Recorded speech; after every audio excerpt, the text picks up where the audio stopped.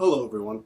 So I wanted to do a video covering the partial government shutdown that's been going on for about a month. It's the longest government shutdown that we've had in our history. So what I want to do is give you some facts about the shutdown, just to kind of give you the full context, give you some real numbers behind this, and then I'll go and give my opinion and take on it. And I'll preface it by saying, I think my take is correct, but I acknowledge that things are open to discussion to a degree. I mean, I say I think my case is correct because if you look at the polls, a majority of Americans are saying that they blame Trump for the shutdown. And actually, I saw a poll today that said that a majority of Trump voters are blaming Trump now. So, yeah, but that being said, there's, as I'll get into the details, like the Democrats, their positioning is not necessarily the strongest. It's not exactly a stretch to make the case that they're to blame too. But I think if provided the right context, as I'll give, I think you'll see that Trump is more to blame. But I just wanted to, start off that way and just say, I want to give a factual kind of breakdown of what's happening, and then kind of give my take on it, which I believe my case is correct, but that is more open for discussion, let's say. So let's start with CNN. A quarter of the federal government will likely begin the new year out of working or working without pay. For the 380,000 federal employees on furlough and the other 420,000 working without pay, this means it's time to start making plans for how to pay January bills without a paycheck, without the promise of their next paycheck, as part of the government remains shut down. Unemployment claims by furloughed federal workers skyrocketed more than 400,000 in the last week of December, according to the most recent figures from the Department of Labor. That release shows 4,760 federal employees applied for unemployment in the first week of the shutdown, which is now entering its record-breaking third week. Not every furloughed federal worker can claim unemployment, and employees who are deemed essential and are currently working without pay are not eligible. And just a quick side note on that, I read, and I don't know the full details, so I don't want to get people's hopes up too much, or say something that's not true. But I'm pretty sure this is true if you look it up. It's actually illegal to force people to work without pay, but they're oftentimes put in this situation where it's like they're deemed essential, so they have to do so, otherwise could run into complications for a lot of reasons. And I'm pretty sure that's the case. I think there was a court case recently that showed this. I just don't know the full details of how that works. But let's go to the New York Times now. And here they give kind of a breakdown in terms of what is and what isn't affected by the shutdown. So, airport security. Since the shutdown began, Transportation Security Administration workers, or TSA, many of them responsible for screening passengers and baggage, have been calling out sick in increased numbers at airports across the country. Last week, a federal official who spoke to the Times on the condition of anonymity said that the call-outs seemed to be a coordinated protest, but union officials said that many workers were most likely just looking for work elsewhere to cover for missed wages. A TSA spokesman played down the disruption. This week, a union that represents tens of thousands of TSA officers said that some officers had quit, and many were considering quitting because of financial hardship. Parks and museums. Many national parks are closed to visitors, and while some remain open with limited staffing or thanks to help from states, the National Park Service has warned that access may change without notice. Joshua Tree National Park, for example, remained open after the shutdown, but then suffered temporary or partial closings as officials struggled to keep up with the toll visitors had taken. At some parks, volunteers have stepped in to help with the cleanup. Limited staffing has also raised questions about visitor safety. At least 3 people have died on National Park Service land since the shutdown began, and while it is unclear if the shutdown had any effect on the authorities' immediate responses to the accidents, the announcement of at least one of the deaths was reportedly delayed because of the lack of resources. Museums have been affected too. The National Gallery of Art, all 19 Smithsonian museums, and the National Zoo were closed last week because of the shutdown. Essential personnel remain on hand at the zoo to care for the animals. Science and research and public health. The scientific community has been affected too. Some government labs are empty, with scientists having been sent home. Research, some of it time sensitive, has been disrupted, and the flow of grant money may be interrupted too. Some agencies, including the Centers for Disease Control, CDC, and Prevention, and the National Institutes of Health, are largely or entirely unaffected.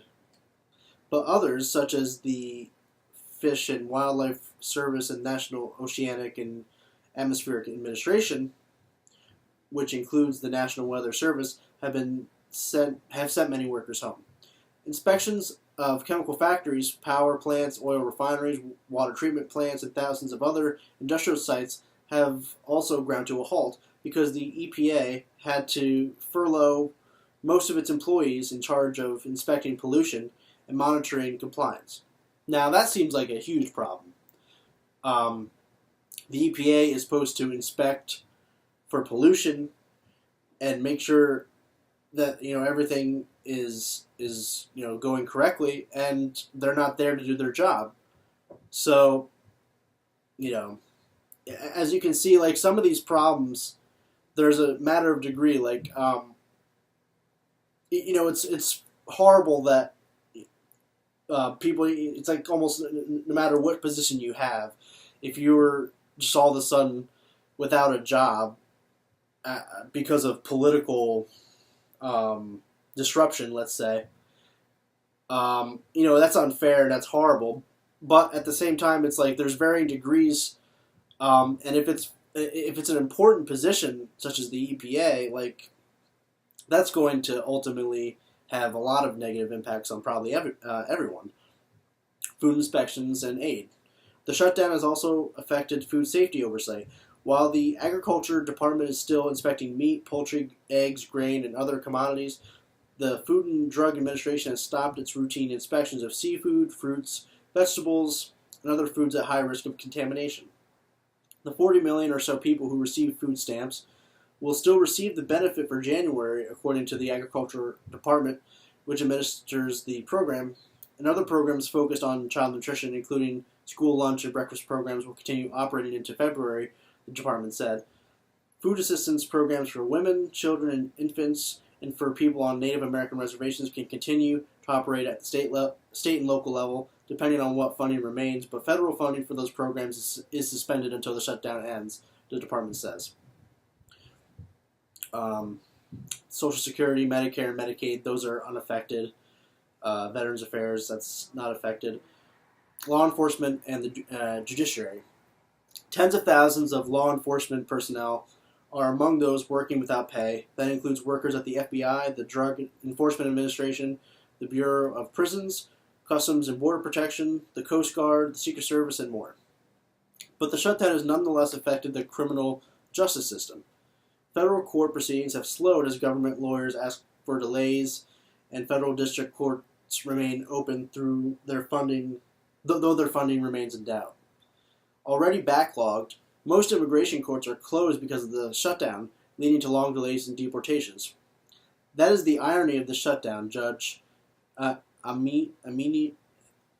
I'm not even going to try, but Amina Khan is the best I could do. The executive vice president of the National Association of Immigration Judges, the Judges Union, told the Times. The impact is most acutely felt in immigration courts and proceedings where cases will not be going forward. And I'll get into that later with another quote, but I mean that's that is largely ironic because Trump is making this big deal about immigration, and the shutdown is stalling the process for deportations, which, I'm of the opinion that we should basically have amnesty for illegal immigrants as long as they're not violent criminals. Um, but in his mind, like, this is what he wants is deportations, and it's slowing that process. So it's counterintuitive even for Trump to be doing this. I mean, it just makes no sense. So then let's go to The Independent. So around 800,000 federal employees have been furloughed or told to come into work even though they are not being paid. As I've said, that means that hundreds of thousands of people who live month to month have been forced to find ways to pay their mortgages, put food on the table, and even pay for petrol to drive to their jobs. They are not being paid to do.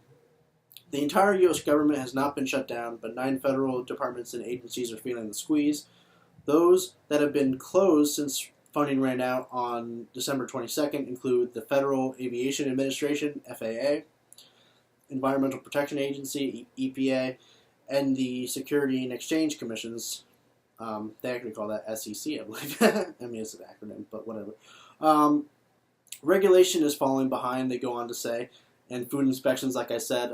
Brewers can't get government approvals for their labels for seasonal products, and just on that point, I mean, like, it is kind of like it's just beer, not exactly like the most pressing issue, but think of it in terms of the Republicans like to say that they're pro-business, and this is hurting businesses, I'm sure, and this is an example of that. Whether they're small or big brewers, it doesn't necessarily matter because Republicans love to be, pro-free market and all that, and this is an instance where the lack of government leadership and the lack of having the basic things covered in the government is proving to be inadequate for them. But, I mean, it's the Republicans mostly intervening. So it's almost like, it's weird to say big government because, like, the government is shut down. It's not, I don't know if it's, if it makes sense to call it big government, but in a way, it's like they're intruding to make this wall thing so important. So they're intrusive in this case to really, ultimately, it's going to be to the detriment of everyday people. So Mr. Trump has demanded $5.7 billion to fund the border wall. He made a central campaign promise in 2016, citing a broken U.S. immigration system that has allowed drugs and criminals to flow easily into the country. But the government shutdown is putting a greater burden on the system than before, and a Syracuse University estimate indicates that 42,000 immigration court hearings have been pushed back or canceled. So like I was saying, and that's a number to back that up, 42,000 court hearings are being pushed back or canceled because of this shutdown. After several meetings between Mr. Trump and congressional leaders such as Speaker of the House Nancy Pelosi, the president offered on Saturday to strike a deal that would include the $5.7 billion he has asked to build the wall, as well as temporary relief for so-called dreamers, through the Deferred Action for Childhood Arrivals policy that Mr. Trump took steps to end after becoming president. But Democrats have appeared uninterested in striking that sort of deal and have remained largely united in their opposition to giving the president border wall funding. Notably, some Republicans have begun indicating that they are less interested in the president's wall than they are in getting the government back up and running, with at least 3 in the Senate saying they want to vote on funding with or without wall provisions. That group has included Colorado Senator Cory Gardner, Maine Senator Suzanne Collins, and Alaska Senator Lisa Murkowski. But Mr. Trump has said he is willing to keep the shutdown running for months or even years. We'll see how serious he is about that. So let's go to Verge. It's just like a paragraph or two, just to kind of show you like how desperate people are at this point. So GoFundMe has set up a campaign to help federal workers affected by the longest government shutdown in U.S. history. It's raised over $90,000 from over 1,000 people in just 2 days. The fund, which was announced by GoFundMe's CEO Rob Solomon, was started with an initial donation of $10,000 from New Age guru Deepak Chopra, which was then matched with a donation from GoFundMe itself. Donations towards the fundraiser will be distributed to a number of different nonprofit organizations working to help the approximately 800,000 workers affected by the shutdown. Okay, so that paints the picture for you. So the question is, are the Democrats to blame for this government shutdown? And I would argue no. And like I said earlier, like their position is not necessarily ironclad, because ultimately, like they have the option of caving to Trump and giving him the wall. And you know, in the grand scheme of things, I think it's a waste of money. I think the wall is ineffective at doing what Trump says it's going to do.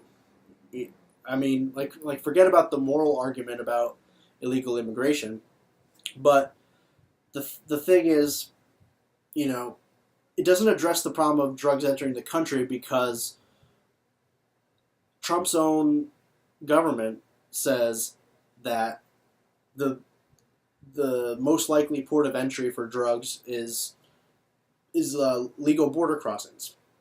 They do so in, you know, civilian cars or trucks. So that's where the majority of the drugs are coming through. In terms of illegal immigration, the majority of illegal immigrants today are coming here by plane and overstaying their visas. So, you know, a wall is not going to help that.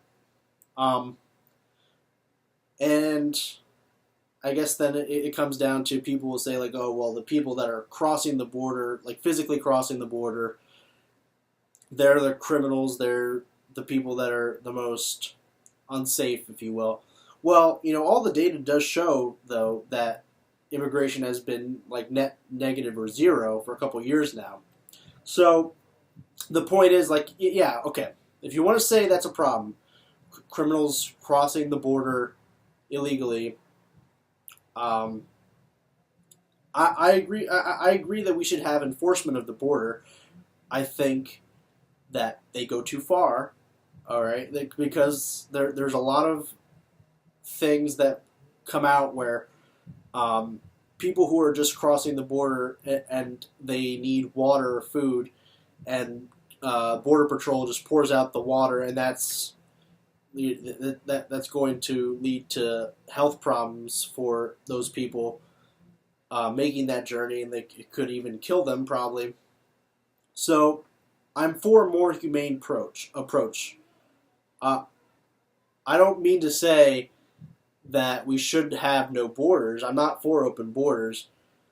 I think we should have enforcement of the border, but we need to, I think, be a little bit more nuanced.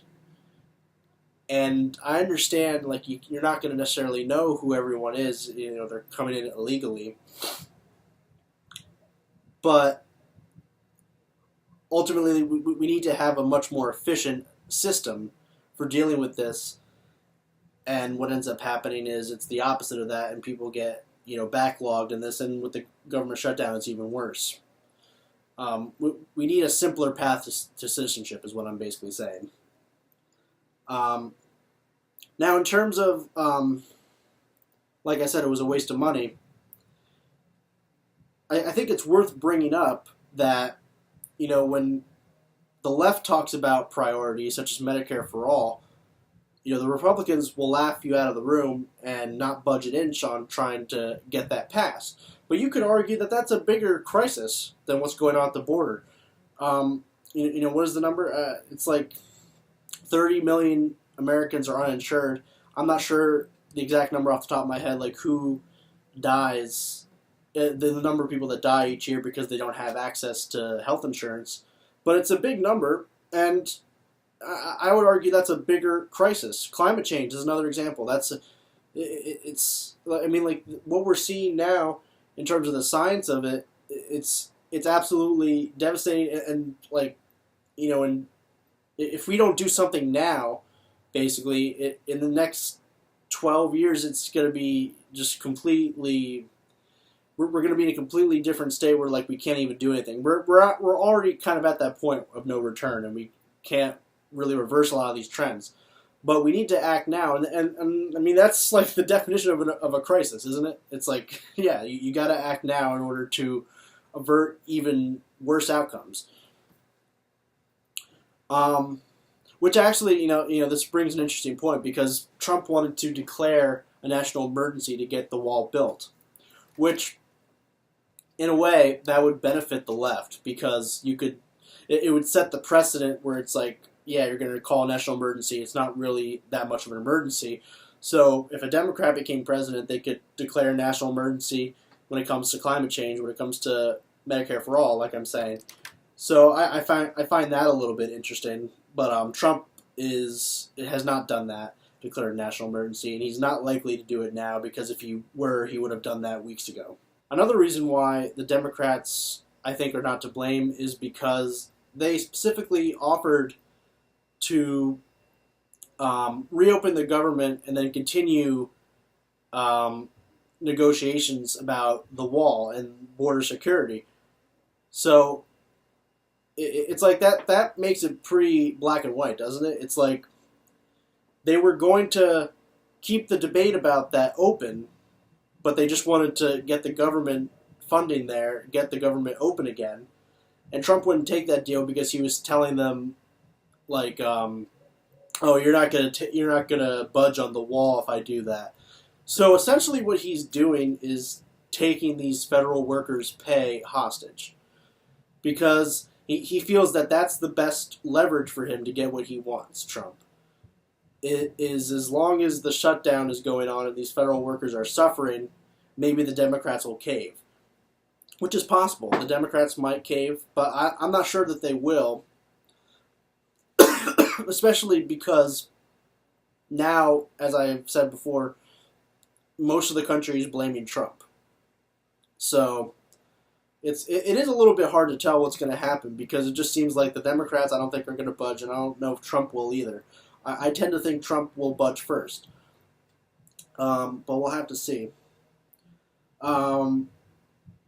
So something else though that's interesting, keep in mind that the Republicans controlled everything for 2 years. They controlled the House and the Senate. They had the presidency, obviously, and they couldn't get the wall passed then. And the Democrats won the House in the past midterm election, and now it's this big problem because the Democrats they're being obstructionist. Well, you had everything. You had your opportunity, and you couldn't get it passed.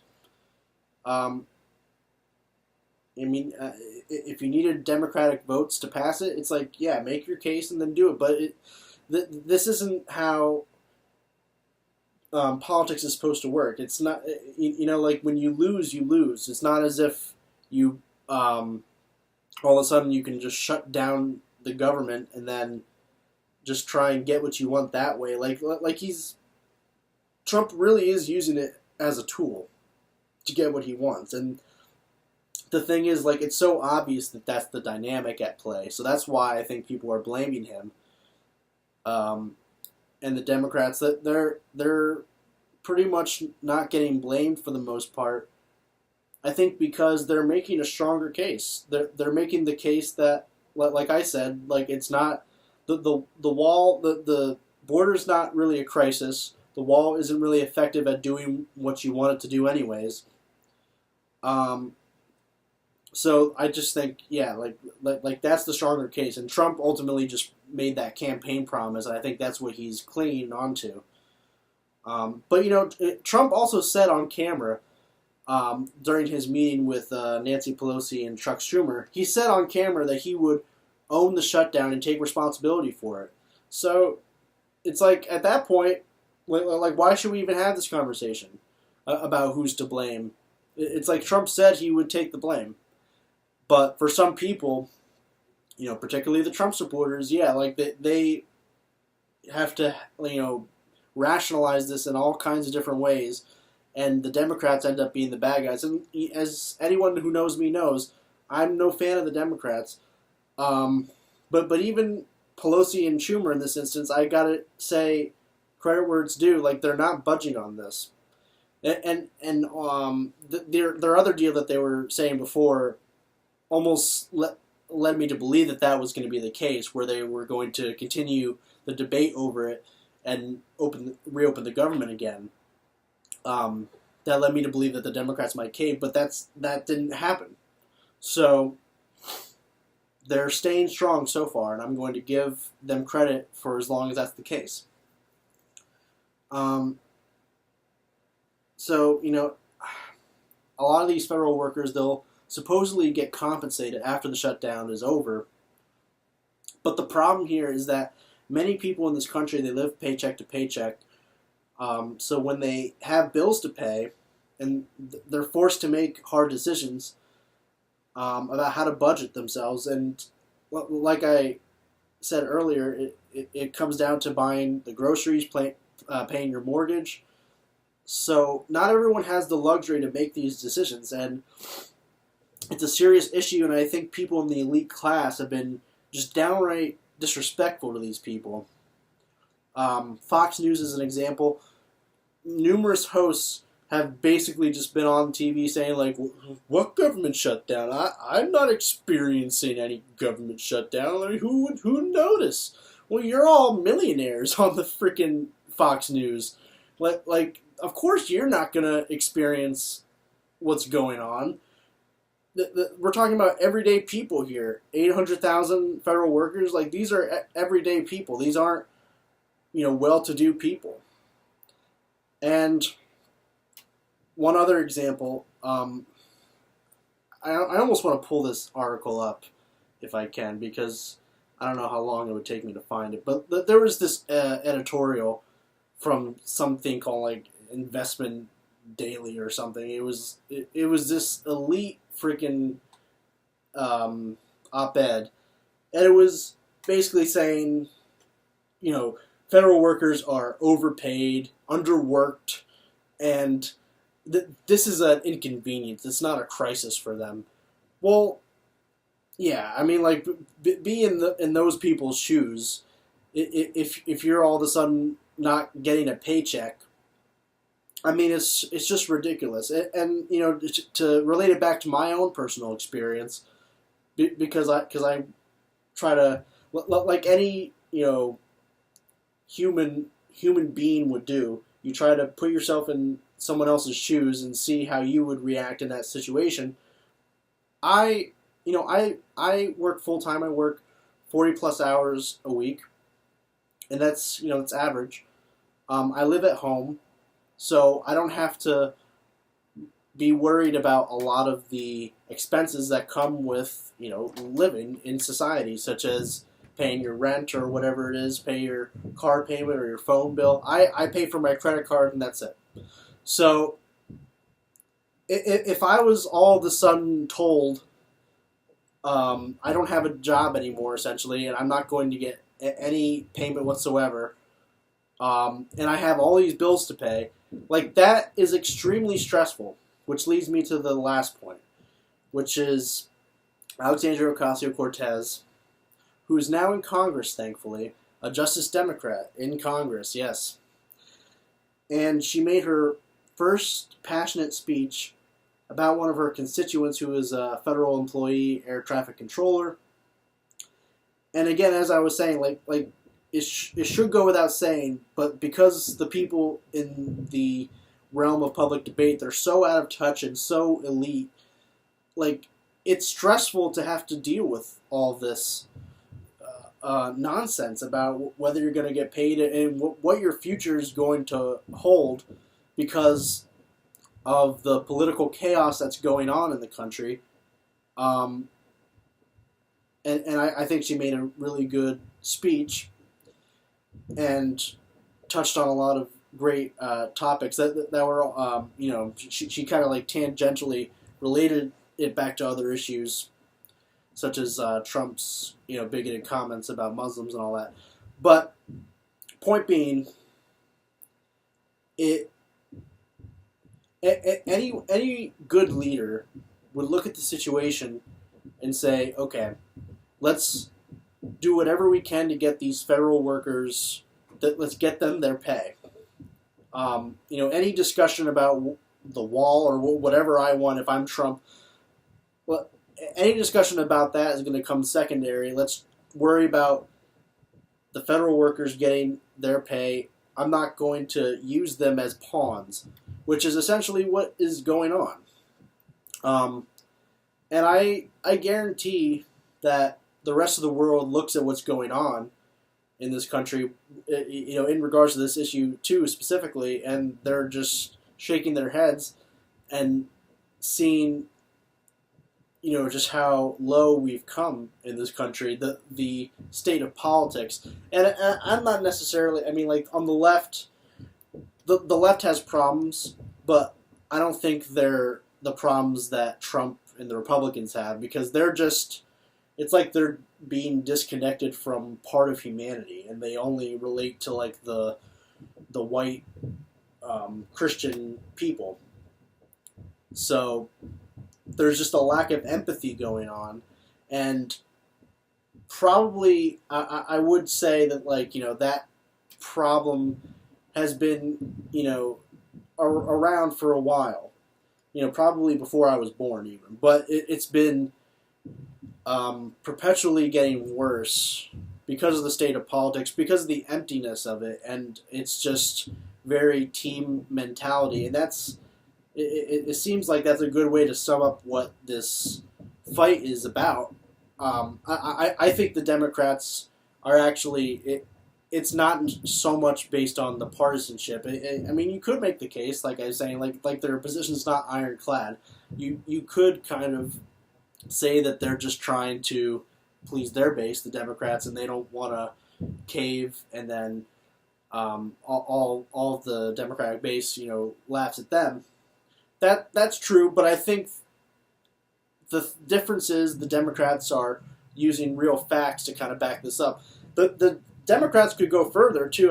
Nancy Pelosi and Schumer, because they just fact check him in terms of the wall and the border and immigration, and they cut through that BS and all the talking points.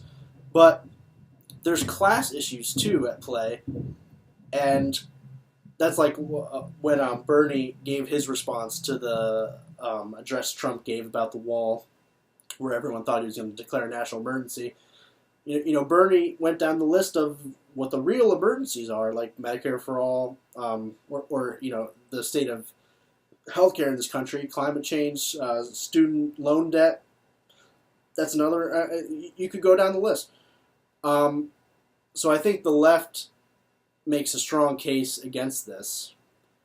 It's ultimately just, the ball is in Trump's court, because he has the power ultimately to keep this government shutdown going until he decides that the wall is no longer important to him, which, who's to say when that will happen or if it doesn't happen.